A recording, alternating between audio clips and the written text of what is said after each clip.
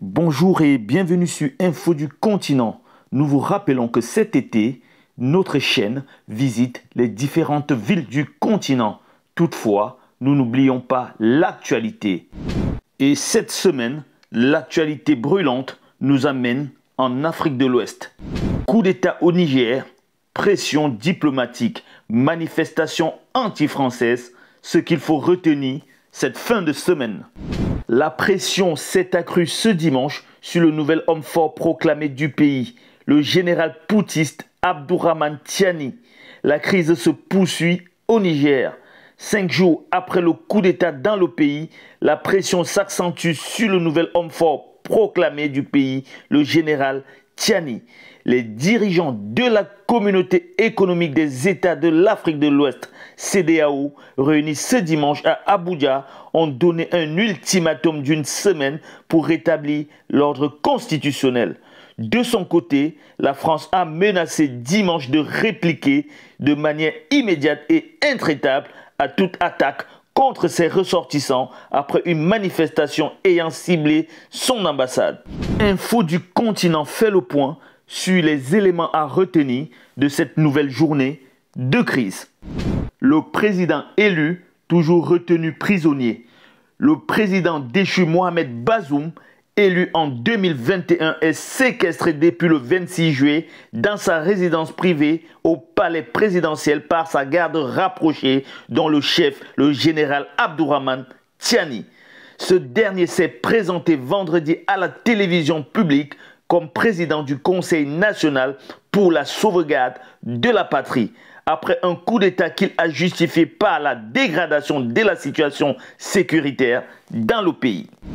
Manifestation devant l'ambassade de France. Des milliers de manifestants pro-poutistes se sont réunis ce dimanche devant l'ambassade de France à Niamey avant d'être dispersés par des grenades lacrymogènes. Certains ont voulu entrer dans le bâtiment, d'autres ont arraché la plaque affichant « Ambassade de France au Niger » avant de la piétiner sur le goudron et de la remplacer par des drapeaux russes et nigériens. L'avenir de la coopération militaire franco-nigérienne semble aujourd'hui hautement incertain. Or, avec 1500 militaires sur place, le Niger constituait jusqu'ici le pivot du dispositif anti-djihadiste français au Sahel depuis le départ contraint des militaires tricolores du Mali à l'été 2022. La France menace de répliquer de manière immédiate et intraitable. Après ce rassemblement devant l'ambassade, la présidence française a réagi. Quiconque s'attaquerait aux ressortissants, à l'armée, aux diplomates et aux entreprises françaises verrait la France répliquer de manière immédiate et intraitable, a averti l'Élysée. Le président Emmanuel Macron ne tolérera aucune attaque contre la France et ses intérêts. La France, comme toujours, protège ses ressortissants. La situation cet après-midi est plus calme, mais nous sommes extrêmement vigilants, a déclaré dimanche sur RTL la ministre des Affaires étrangères, Catherine Colonna. Les 500 à 600 ressortissants français actuellement présents au Niger ont été tous contactés. Des mesures de précaution sont prises et elles seront renforcées si nécessaire, mais il n'y a pas de décision d'évacuation au moment où je vous parle, a-t-elle précisé. La CEDEAO met la pression sur les poutistes.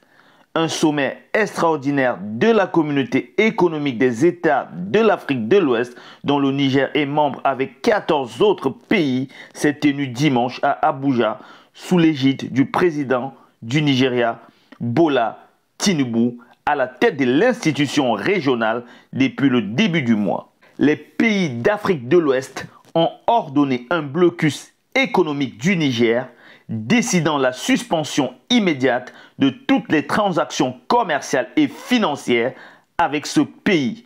La CEDEAO a exigé également la libération immédiate du président Bazoum et le retour complet à l'ordre constitutionnel. Selon les résolutions lues à la fin du sommet, ils ont fixé un ultimatum d'une semaine à la junte pour ce retour à l'ordre, affirmant ne pas exclure un recours à la force.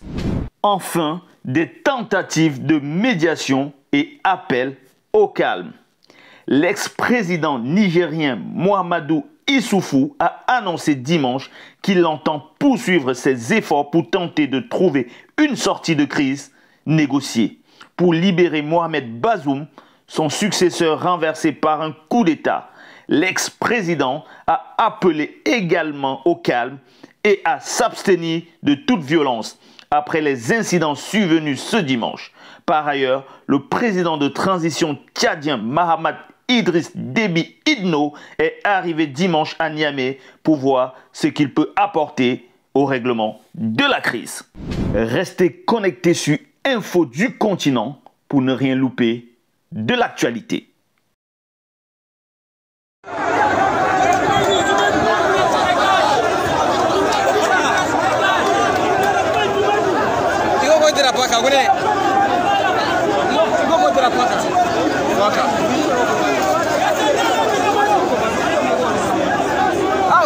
Cuelga acá.